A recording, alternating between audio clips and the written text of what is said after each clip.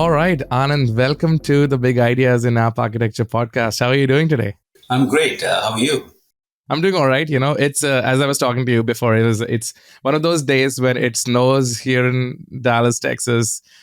You're here from the same region, so you know how it goes, right? So my kids are at home. I have in-laws at home. I have my wife, and we have the Winter Olympics going on right now. So, how about you? How's it going over there? It's a very unique day here as well. It's surreal to see snow, clogging the driveway, kids getting out, playing with snowballs. It's really a surreal experience. And this is the first time I've seen this ever since I moved to Dallas. Where were you before you moved to Dallas? I was in Dubai. Oh, you in Dubai? Okay. So this is your first snow in Dallas, yeah. Yeah, first snow in Dallas. Yeah. As a matter of fact, we flew to Michigan to experience snow during the season, and then the snow is here. I was telling my wife we didn't have to go to Michigan. The snow, it was home delivered. Yeah. I mean, it just follows you, man. That's how it is. So, I mean, you get this once every 2 years, and the funny thing about this state is that it's so self-sufficient. This is the only thing we don't know how to deal with, but it's getting better. Like every year, like they start putting salt on the roads and stuff, so it's gotten better. Right. Fingers crossed. Another power supply has been good so far. Yeah, awesome. Well, power supply is the big thing. But that's why, I mean, for everyone listening in, Anand and I we were just checking with each other, like, hey, do you have power? I'm like, yeah, I have power. Do you have power? Yeah. All right. So we'll continue with the episode. We can record it. Yeah. But thank you once again for joining, Anand. I appreciate it. And for all our listeners who have come on and who are listening and are interested in this amazing conversation with Anand. Anand here is a chief architect who's working at Ericsson. He's got some really good experience working in telecom, and haven't had a guest on the podcast with whom I've spoken about telecom and the way the telco industry has changed and evolved over the last decade, and the needs have changed, and we know how much communication is important, and the telco industry kind of sits in helping and enabling that experience for all of us. The connectivity, the internet. You talk about 5G, and we're talking about 6G and 7G and all those things. So we'll get into all of that today. But without butchering your intro, Anand, instead of me doing that, I'll let you kind of tell us a little bit about yourself and what you do at Ericsson. Yeah, super, sure. Thanks for introduction, generous introduction. Yeah, I've been in this industry for whole of my career, and I love this industry. I've seen this industry evolving tremendously over the years, and thanks to this connectivity, communication today, that we are able to communicate to each other. We are having this podcast despite the severe weather conditions outside. So, the communication is so vital, and that keeps me up and running. Keeps me up, keeps me up and charged every day. Very good. No, that's awesome. When I was kind of saying that, that's when I kind of realized that, like you can see we live in an era today where we can like talk to somebody, over the internet, and even when the weather is really bad and things like that. Like technology has evolved so much that even disasters like this or like situations like this have kind of become pretty normal for us, and we kind of have business as usual kind of days, which is really awesome. So that's really good. Like we will touch upon all of that. So why don't you kind of elaborate a little bit about yourself a little bit, like how long have you been in the telco space, what you've been doing at Ericsson, how long have you been with Ericsson, things like that. Yeah. So let me start with the beginning. I started off my career as a programmer, Java programmer, back in India. I worked with startups and companies, early stage companies initially. And then I got an opportunity to work in Middle East, and I joined an operator there and worked for many years in the operator in IT, in their IT shop, and then worked across from a programmer to architect to a program manager. And then I've had an opportunity to understand operator business from inside out. How does the whole operator network works, gets automated, gets built, how the money, how individuals are paid, the salary, how the whole industry works. And then that opportunity, that experience really helped me to flip the side, to move on the other side of the business, that is vendor side, where I've joined Ericsson. I had an opportunity to join Ericsson in Dubai a few years back. And then I joined as a consultant initially, and had an opportunity to work across customers across the world. I used to travel pretty much every other week. I used to be I used to usually find me in in Dubai airport every other week. It's a good airport to actually fly out of if you have to go around travel the world. And then those free business class upgrades were fantastic, So yeah, that was amazing experience from one operator switching and then taking the backpack and going to different operators and reflecting on their requirements, experience, and I had an opportunity to work closely with back then with Geo, Reliance Geo. Back then, it was just about Reliance. That was a major launch, and I had an opportunity to work with that customer before it was actually launched. And so I had a few years of experience. I worked in with various customers, and then I worked in pre-sales. Then I worked in delivery system deployment, and through this, Ericsson is an amazing company. We have pretty much we have so many shops within Ericsson that you have an opportunity to move across different domains, different verticals. And I had an opportunity to, having worked with customers across the globe, I was offered an opportunity to work in R&D, research and development department within Ericsson. And as the industry is now evolving in 5G network slicing, we're going to talk about it.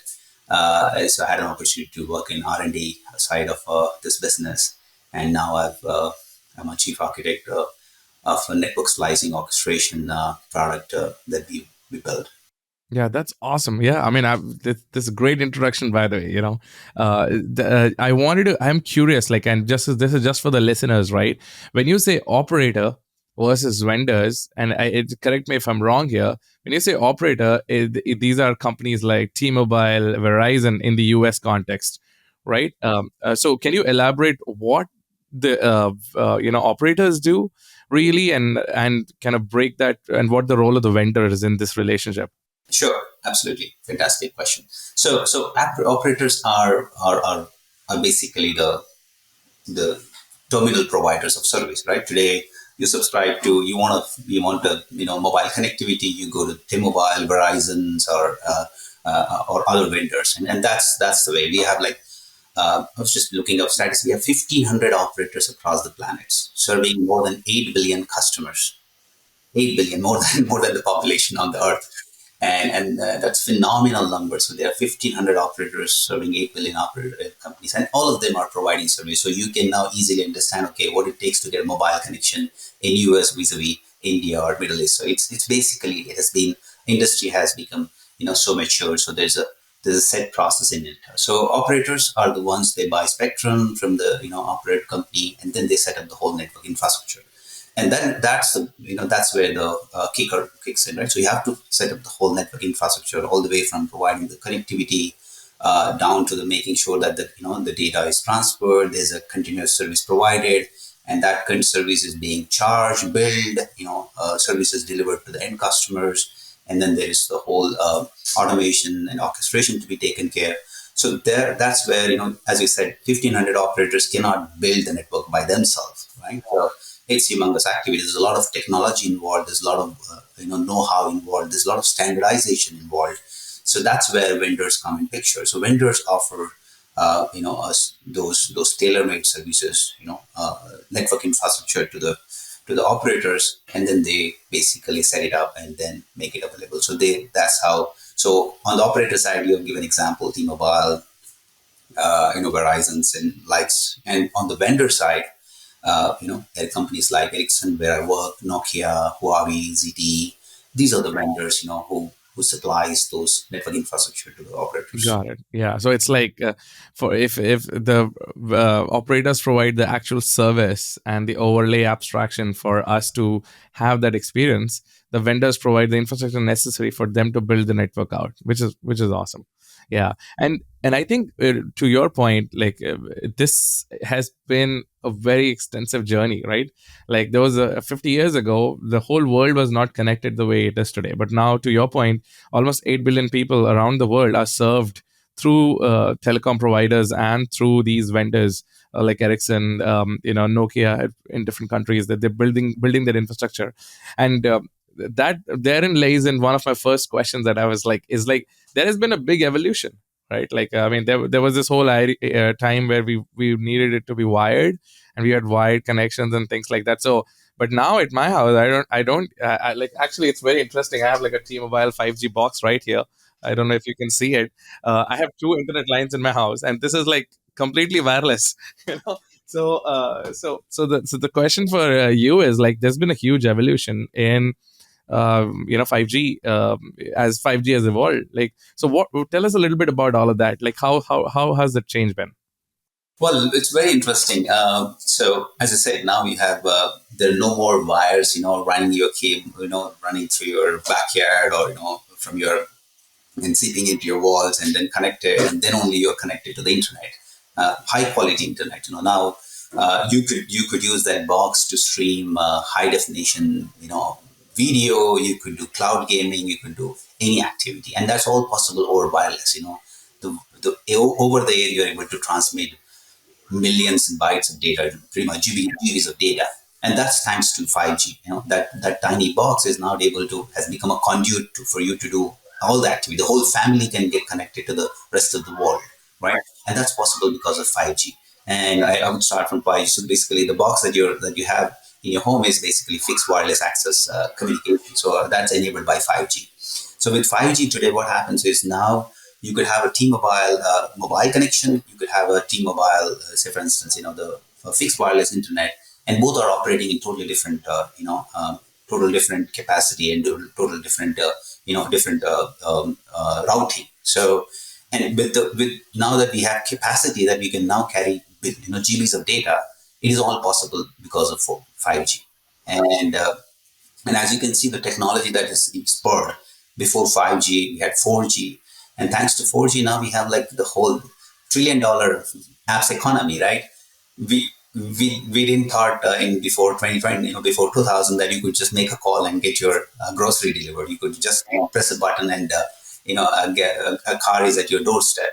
And this is all possible thanks to 4G, right? And that was really opening up data traffic, and so that's how the industry has evolved from 4G, 3G, 2G, and it all started with, back then. I remember when I was in college, people used to carry the big phone, on their pocket, and they used to show off that. And one call incoming and outgoing.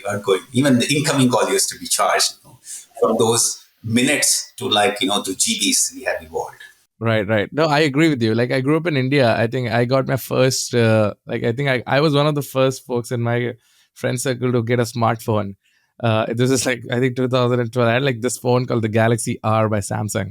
It was so interesting that I could put two SIM cards in it and had like two different, because you would have like back in, I don't know if you remember this, in India, in 2012 time, you would get internet, but you would only get a certain amount of internet available. Like, you had like, say, unlimited 3G, but the 3G was like only 1 gigabytes. And then after that, you would go to a 2G. So your band would change. So to compensate on that, because you can buy multiple SIM cards, I could like put two SIM cards in it. So I would have 2 GB of internet. And that's how we used to operate. But it's, when you were saying that, when you have a phone, you can switch between, your actual internet and the internet that your SIM card provides. I take it for granted now that that switch happens. That technology has matured so much. So yeah. It's true. Seamless now. It is from minutes to the limited GB data. Okay, you only have 1 GB. You have to use this very carefully. Now all you can eat, right? There's no upper limit now any longer.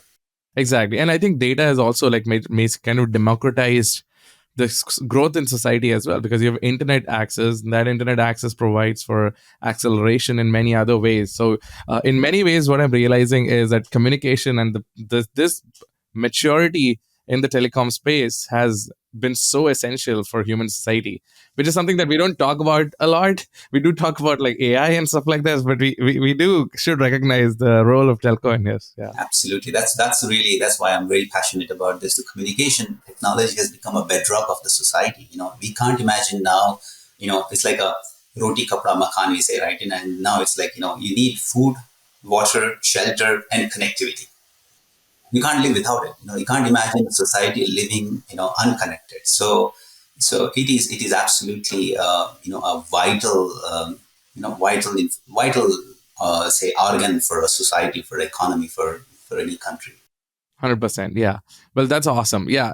So let's segue into a little bit from like that brilliant idea that you just shared about how society has been changed to your role at Ericsson, right? So tell us like what does Ericsson do in the sense like obviously you told that your vendor obviously provide infrastructure, but for the people who are listening who don't know much about the company, like what kind of infrastructure is this? And also tell us a little bit about your role and your day to day and your focus right now.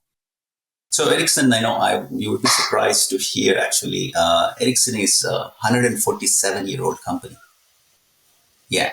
A lot of people just know Ericsson because of, there was a time when Ericsson sold handsets, right? Sony Android Ericsson, phones, right? yeah. Yeah.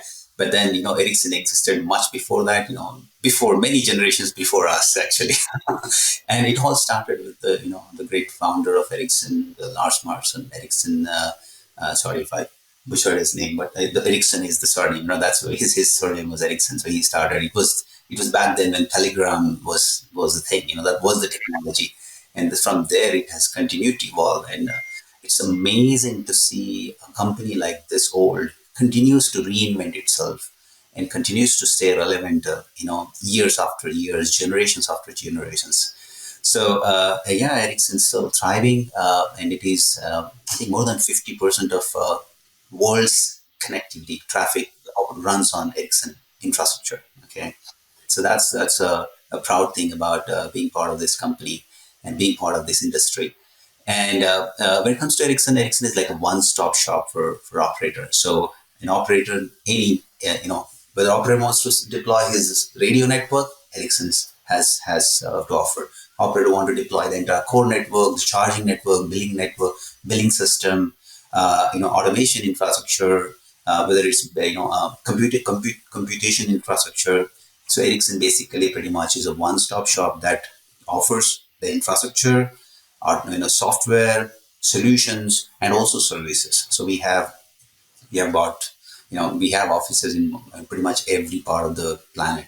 So 148 countries Ericsson has office, and Ericsson works across every operator in the world, barring few countries barring countries, and so in Ericsson now, the focus area is, as you can see, the 5G. 5G technology has matured and is being rolled out across the world.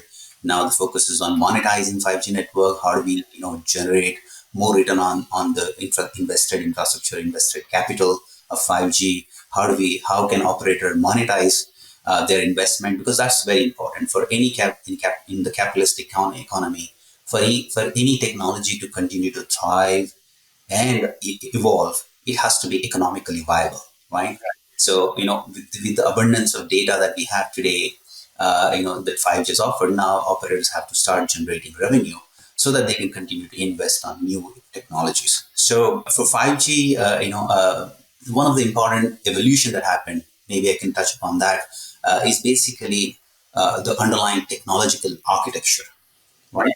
So, so what happened was when we started with first generation, then second generation, then third generation, the connectivity has become more and more affordable, right? So now, from minutes to GBs, now we become, it become abundance. So and it was possible because of rapid evolution of underlying infrastructure, underlying architecture.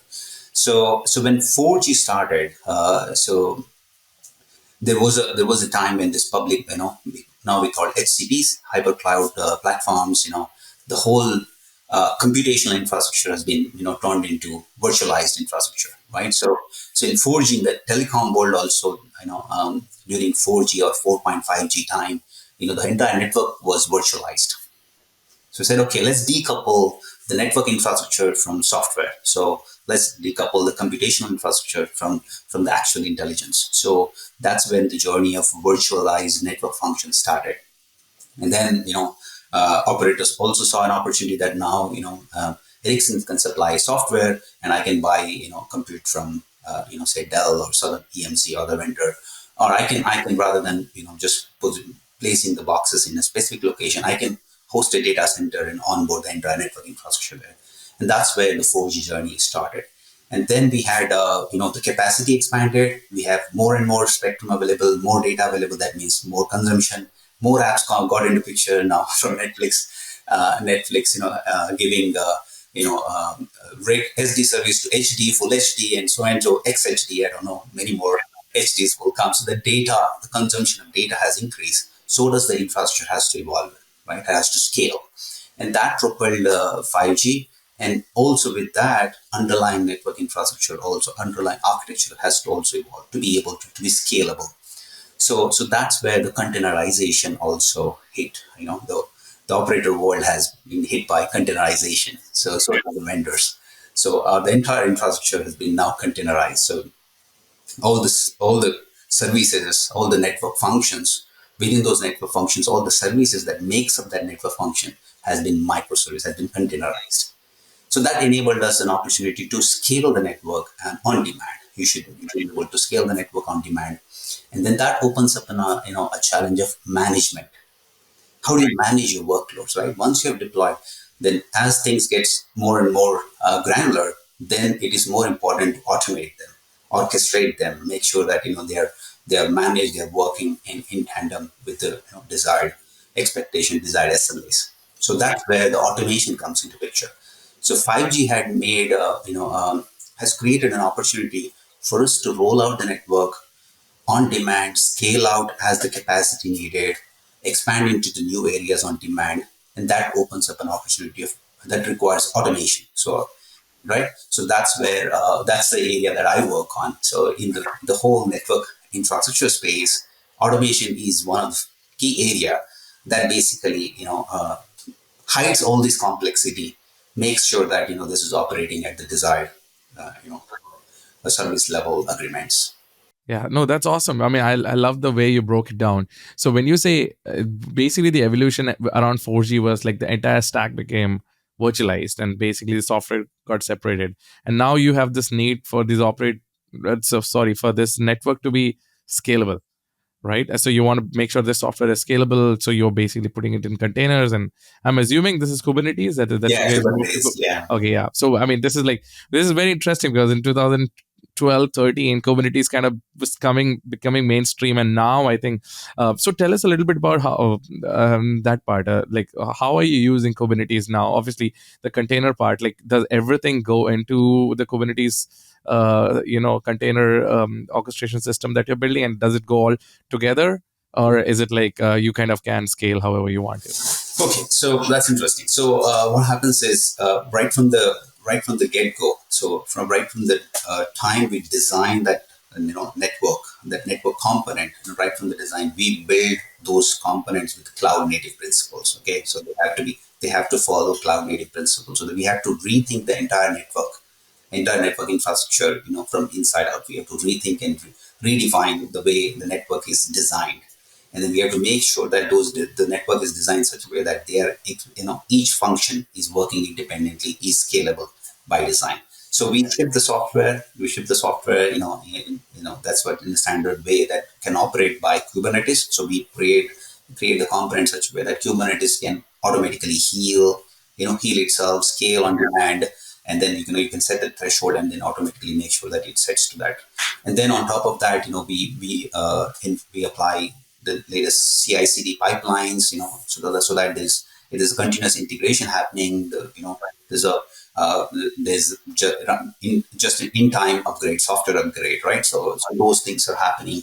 So there's a lot of infrastructure ecosystem. So whatever the learning that we get from this software industry, from this, the software at scale, the scalable software that are out there in consumer economies, in other economies, in other industries, they are basically the best practices are brought in telco, and making sure that the telco operating at speed by leveraging the best practices that are happening across the world.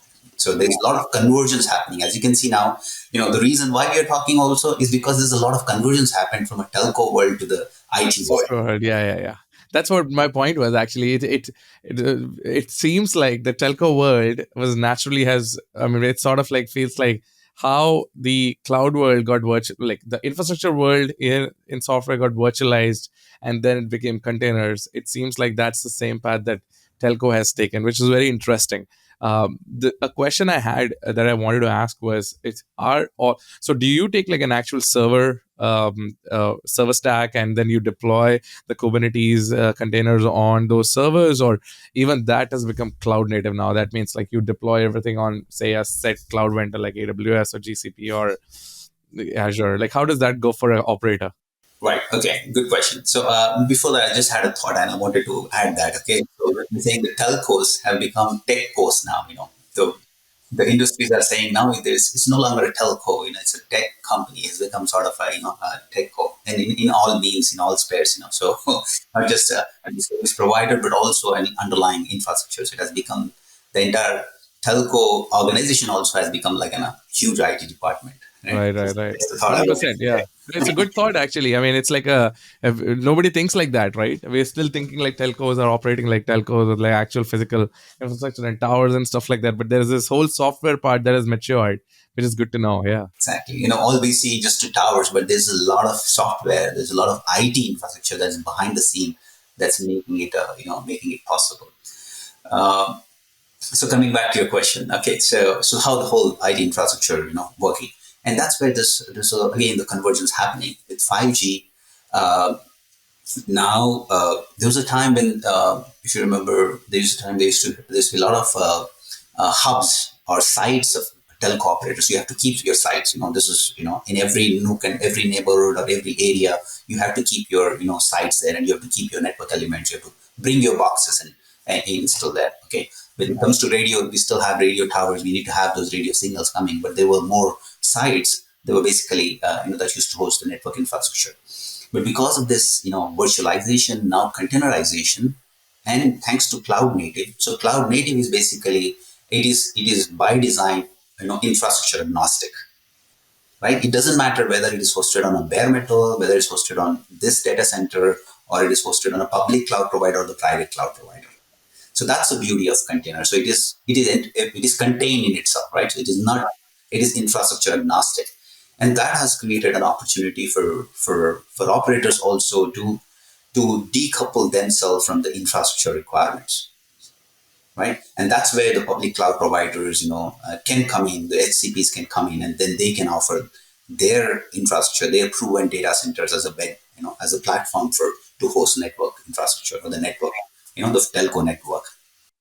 Oh, that's awesome. I mean, I like that because I feel like that kind of agnostic capability and like the ability for operators to be able to like not be vendor locked in and like, okay, I'll move this to the cloud. Okay, I'll move it in a hybrid fashion. That kind of helps them to have the flexibility to scale the business without having the limitations, right? Which is really good because you don't have a ceiling on top. You can just scale as you need to, which is great.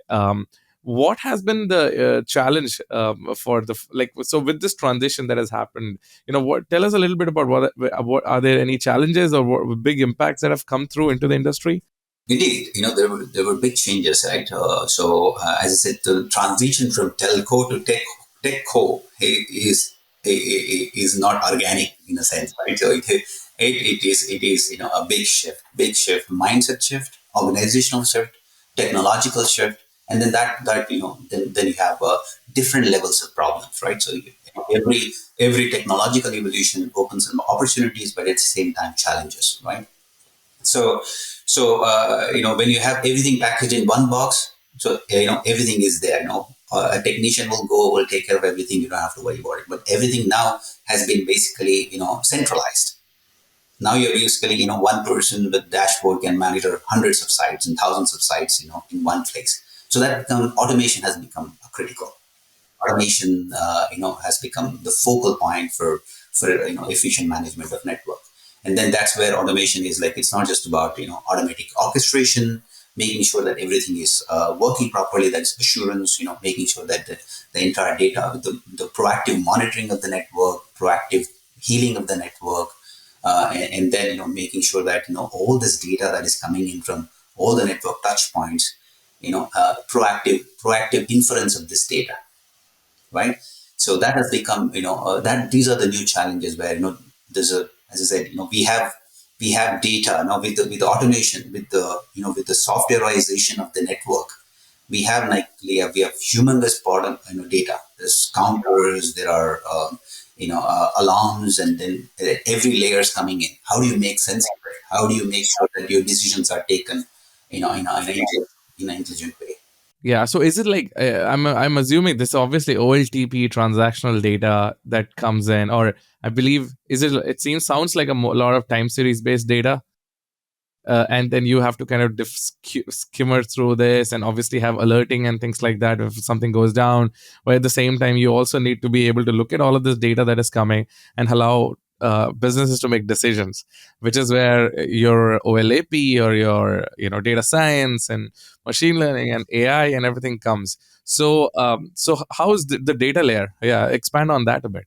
Okay, so the whole data, so what happens is, as I said, now that everything has been decoupled, right, decomposed. So now each layer would emit its own data, its own, say observability, its own health metrics. Okay, my CPU is running at this capacity, my memory utilization is there, and the network will say, I'm able to stream this much amount of data. And, these are the interfaces, these are emitting this much of byte data, and then you have the services running. Service will provide data. So there's a lot of data coming in, and now, as I said, data are in the form of, tables, in the form of files, in the form of stream now, right? So all this data has to be completely stored in, huge data warehouses, and then you have to make sure that this data is continuously processed and then subsequently augmented. So you have to augment the data, make sense of it. Okay, when the CPU level has gone up, what does it mean? Why it has gone up? Okay, it's because of this interface is working at a higher threshold. Okay, why it is working at this threshold? Okay, this service is running. Okay, why is this service running which high? Okay, some subscriber is now browsing, or probably there's a location where people have aggregated. So you have to make sense of this data, and that's where this whole data aggregation and analysis and applying the machine learning model is so relevant today. Right, right. No, that's awesome. And I'm interested in knowing more about, like, do you as Ericsson, when you virtualize and put everything in containers, do you also handle the data layer, or the operator can come and choose what kind of databases and warehouses they want to use? Is it also packaged within the software that you guys are selling? Both. So it does both. So operate as a vendor. So when we supply the network infrastructure, we also supply, as I said, automation assurance solution. So we call it orchestration and assurance solution.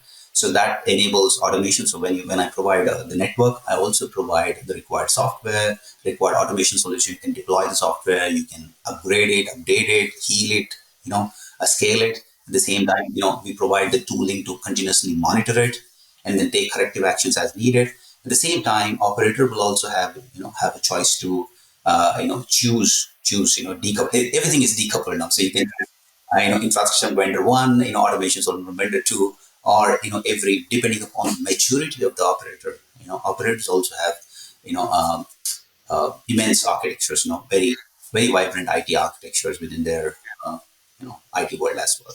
Got it. Yeah. I mean, so let's take a segue from this to, like, I mean, obviously we've been talking about 5G and the whole transition of the software. Let's transition into something for the listeners where, if I am a user of 5G network, I just showed you like that vendor box that I have, and that box connects to like a 5G tower which is close to my house, and it gets connected and everything is good. I can like play games and do whatever.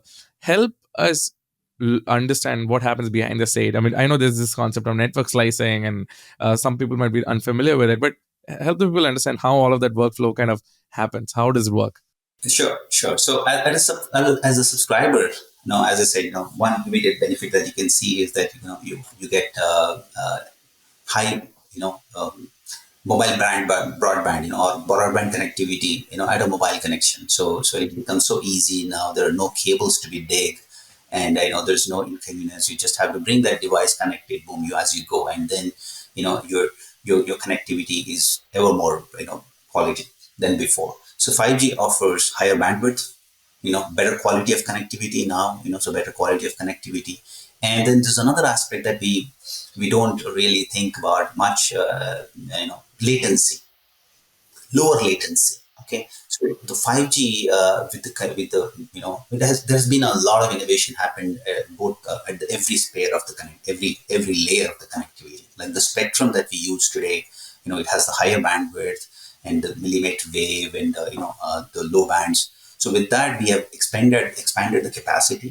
The signal strength has become better, and the kind of encryption that happens at the network has become even more secure. So you don't hear anytime telco network going down, or telco network getting compromised. That has never been the case. So that's really an amazing feat in itself. I really feel proud. And then that's at a consumer side, it has become giving us a more better connectivity, quality, higher bandwidth, lower latency, and ubiquitous connectivity. So now you don't worry about, okay, there are some spots which have connective, the signal issue, but broadly, you don't really worry about, okay, call getting broken at middle of the, in the middle. But on the other side, for enterprises, this has opened up a whole new possibilities. Okay, and for operators too. Okay, so that's where the network slicing comes in picture. So with 4G, what was it was like one highway, one big pipe, and where everything was traveling. Okay, so it was like best effort connectivity. So you could only get best effort connectivity. So depending upon how many people are on that highway, it could get your journey of your packet could be anywhere between x speed to y speed, right? So it was like one big highway. It was okay. It was expanding, but it was again one big pie. But there was no way you can have a specialized connectivity. For instance, okay, public safety system. So you're calling 911, and then there has to be you cannot afford to have any delay latency. Or suppose a security system, high speed security system. You're pressing a button, and then you want to make sure that there's no latency between the reaction or the robotics, right? Or autonomous vehicles, or autonomous valet parking. So these are the areas where your connectivity has to be cannot you have to have a certain latency, certain speed, and certain throughput of your connectivity, and that was not possible in 4G. There's no concept. There was only one big pipe. It was expanding. With 5G, when this 5G generation started, the the all the operators, vendors, and the standardizations researchers all got together, and one thing that really wanted to solve is being able to separate the traffic, being able to slice the network, and that's where the concept of network Networks. slicing Okay, comes very in, good. Yeah. right? So now we have this expanded capacity. Now you don't worry about what's the speed on your phone, right? You don't do the speed test every day, every other day, because you don't really think there are all your regular applications. The kind of speed that is needed is already taken care. So that is covered. So means we have the capacity be much more than what a typical consumer needs. But we need specialized connectivities for specialized use cases, right? So that's where network slice enables operators to create those specialized connectivity, specialized highways. Yeah. And so that's what happens. So when I'm on my phone, I'm using, say, iMessage or, you know, something like a messenger where like the traffic, like I'm sending really small bytes, but suddenly I switch on my phone to, say, Netflix or YouTube, and I'm starting to see like a 4K or say a 1080p video. So you're saying basically automatically the operator is switching me in the back end to a higher a different network slice, and that's where I'm getting treated. And then say I go into like gaming on my phone, and the same thing will happen, like I'll switch between so that I have lower latency and things like that. So it's all happening in the same network but within different packets, different layers or networks. Yeah. Right. That's where the innovations are happening. So now, so as you rightly said, right, in your phone, let's say in your home, you have different consumers of your network, and somebody's doing gaming, somebody's doing working on important office call, somebody's doing something else. You want those office calls to be prioritized. Okay, so that's possible with network slicing. And then there is a technology called URSP. So that's where your phone can simultaneously have multiple mobile connections internally. So each will carry its own data. So they can say, okay, my Microsoft Teams call, say whatever Teams call traffic should be going one slice, whereas the rest of the regular, my chatting, my social media can go in regular traffic. Yeah, and this is all happening in a superpower invisible way. I do not know, but all of this is going on. Seamlessly happens, exactly. And that's possible, as I said, that's where, our automation solution comes into picture. So operators should be able to roll out slides on demand, right? So let's say, for instance, one of the use cases is video broadcasting. So let's just suppose there's an event happening in the stadium, and CNNs and MSNBC, etc., etc., so have to roll it out live. they can't afford to have 4 seconds. Let's suppose game going on, so you can't afford to have even 4 seconds, in few seconds of latency. That means you lose that the crux of the game or the live broadcasting. So that means you need to have a slice that has the specialized connectivity, that has a guaranteed connectivity, and that's where and that those kind of services need to be provided on demand. On a date, on a time, on a location, the slice has to be created. So there has to be a specialized highway forked out from the network, and then that communication channel is used to carry that traffic. Yeah, I've also noticed when I go for like games and stuff like that, like something is happening, there will be like a mobile tower, you know, close to where the event is happening, because everybody's on the phone, and literally we are saying 50, 60,000 people are posting videos, and that entire area is going to be so heavily occupied with telco requirements, right? Like, so bandwidth is important, so you have to like expand the. And I have a friend who actually, and my background, I know I should have mentioned this. I used to work for a telco company before. I used to work for British Telecom. I've worked with AT&T briefly, and so I've had telco experience. I used to work in the broadband availability, like copper fiber network kind of experience. So never in wireless. But it's cute. When I was talking to him, he's been in the space, so he's one of those guys who helps decide where do you keep these 5G towers. So in which vicinity, in which area, and those decisions are very critical for businesses now, because you have to make sure that there is no void areas where network connectivity is missing or 5G is not able to reach. So are you also involved on that side? Absolutely, yeah. So that's a whole spectrum, right? So what is the coverage area? What kind of spectrum do you choose? As you said, with 5G, this is a millimeter wave technology. With millimeter wave technology, you can cover the areas, such dense areas, like there are 50,000, 100,000 people, everyone on the phone live streaming it, and then you want to make sure that their experience is enjoyable, and that's where this technology provides. And those technologies, and then operator can monetize it. So operator can say, okay, here you have a special live package. So let's say X amount of dollar for this, and then you can enjoy the services. So then those then operator can start monetizing it. Yeah. Then continue to reinvest it. Got it. Yeah. And which is also important for like the overall health of the business, because if the operator is able to provide a service like this, people are willing to pay. That allows for the investment in the vendor market, and the technology can then, people like us can like focus on R&D and continue to evolve on where we want to go, right? So that's awesome. So that leads me, that's a great segue to what, I know we're coming to the close of the podcast, is where do you think it's going now? So I know obviously you are in the R&D, you will have certain things that you're working on, you can't tell us or whatever it is, but where do you think the industry is going? Like, what kind of experiences are we looking for in the future? Absolutely. So industry is evolving rapidly. As I said, 5G has opened up a capable possibility to offer differentiated connectivities, in the form of network slicing. And there's one more capability is network exposure, right? So network be an API, right? So today we are able to, you can see every platform, every software, the first thing that they do is provide an API, so that then you can have an app ecosystem sitting on top of it, leveraging the capabilities offered. So like AWS is an API, AWS, it's a web service. So network as a service. So that's where, there's a lot of innovation happening, network exposure service. So operators, want to open up their network to provide more specialized connectivity, not just providing the connectivity, but also like, location-based services or authentication services. There's no other better, we have OTP-based system, but then there's no better way to authenticate your network, like authenticate your identity by, by directly checking with the operator. So network offers a lot of those capabilities beyond just connectivity.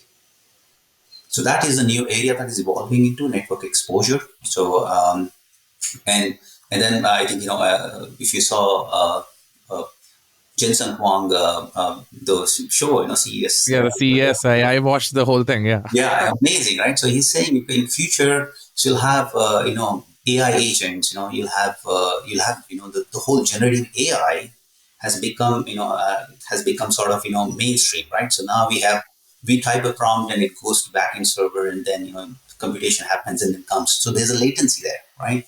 What will happen is that generative AI intelligence will slowly start getting into the edge locations, right? So first it will start into edge location, that means closer to your connectivity, and then eventually it will come to your handheld devices. That means the connectivity and the latency will become even more important, Yeah, yeah, yeah. right? No, I mean, Jensen's. I mean, you brought it up, but one of the things I'm really excited for is that the small AI computer that for $3,000 that he's kind of presented, which I'm gonna probably buy because I do use AI stuff so much. I run my own agents and stuff to like consolidate, summarize, go, do things like that. And it's so helpful for you to have a local AI model running. I mean, if the future is we all have robots in the house and we want our robots to be trained to our own data and make personal decisions, we would want these models to be localized, right? It's like having your own Raspberry Pi. Absolutely, absolutely. And so, as you said now, because of this propelling of generative AI and this, intelligent systems, and now opening up the robotics, and you have this as the connectivity has become even more critical. The quality of connectivity has become more important, right? You cannot. So when you're communicating with your robot and say, "Hey, do this job," and you want it to do it or stop it, you can't wait. You can't let the social media traffic interrupt the communication, your communication with the robot. Yeah, yeah. And I think therein also goes the idea of security, because I feel like if in the future we're looking at like, I mean, we already see that we have Teslas and we have like robot vacuums. These are all like the Tesla is actually a robot, right? And we just sit in it. And that's the only difference between I can sit on my robot vacuum and go from like to Walmart. but that's a reality. We are going into an automation space where pretty much everything, and I think there's this whole push towards humanoid robots. And the idea is, in at least what I feel is in the future in 2020, at least in 10 years, we'll have some sort of robot assistants at home. And then you would want to basically make sure that these robots are secure and not hackable and things like that. So you don't want it to be available to anybody on the open internet that he can make decisions for you or she can make it. But I think if that's the case, we want to have networks in a way that more secure and things like that. So I think it'll be a good market to kind of venture into for a lot of people. So. Absolutely. The private networks is going to become, a more and more mainstream. Now, as I said, one more area that we didn't touch is this 5G opened up private networks, So now, factories can have their own network, private network, and then they can share the infrastructure because everything is virtualized. They can put a radio tower, connect to the operator, and then do it. And then that will open up, as you rightly said, once it becomes more and more, every home will become sort of a mini industrial house, right? Yeah, So yeah. you I have think robots, sensors, everything working. I mean, this what you just said is, I know we didn't even touch on it, but that's the whole idea. Like one of the biggest push for 5G in the healthcare space was like for a hospital, the entire network can stay within the 5G network within the hospital, and you have a secure network and you have everything. The data moves faster, and so I remember watching those videos and seeing those designs and everything. So it was very interesting. Yeah, and that's where the industry will evolve. And so now what will happen is operators will become sort of a provider of the entire connectivity. So now we have like one connectivity. You have one device sitting in your home, and that covers the whole area. But imagine you have a hospital, big hospital, and there are hundreds of terminals, and there are thousands of people who are working there. And now you provide thousand connectivity, but then there will be a kind of a single private network. So where whatever is happening there, it is secure within there. Operator, if a customer is moving in, moving out, an operator or a doctor is moving in, move out, it is securely transition from this slice to other slice. Right, right. Yeah. And I mean, we have to be concerned about it as well, right? Like with one of the biggest, like, I mean, we brought up the idea of AI. Like there's so much positivity to AI and a lot of things, but there's also the opportunity for these AI can be used for attack vectors, right? It's very easy for someone to learn how to like hack a system now because it's all part of the Zeitgeist database. And you can take all of the data, train a model, and then learn how to make attack vectors and things like that. So security will become equally important in the future. So yeah, it's going to be a great future. But I'm I'm glad that people like you are working on it, Anand. No, it's great to learn. Every day is a learning curve, and as I said, I always fascinate about this communication has become like a backbone. Like we can't live without power and water and connectivity. So I said I was messaging you, right? Power is okay. Next thing I should have asked, connectivity is okay, but we don't worry about it now, right? Exactly. Yeah. I mean, I was like, yeah, we have light here and we have power here. So I think in many ways, this particular thought, which we started and with which we are ending, is probably the crux of the episode today.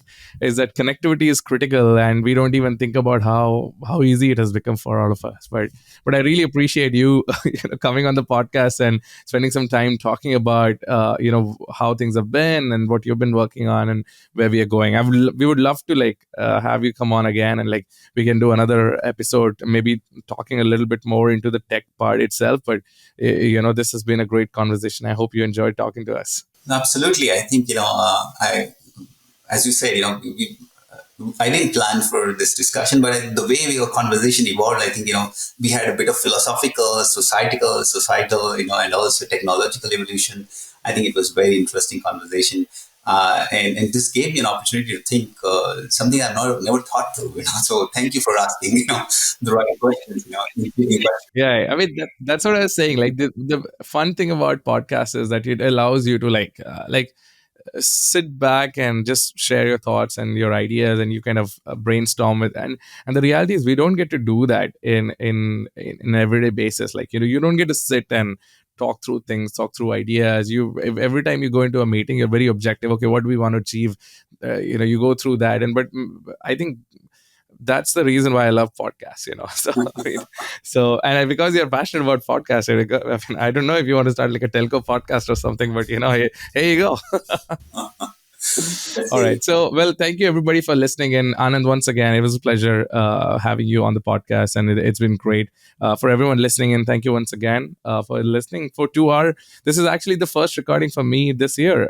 So we completed 50 episodes last year, and we have a great team from Sweetfish Media who help us, put this together. And we have a great team at Cockroach Labs that puts this podcast together. So thank you to everyone, and happy New Year to all of you, and happy New Year, Anand, to you once again. And thank you. Thank you. You too. Thanks for having me. Happy New Year and stay safe, David.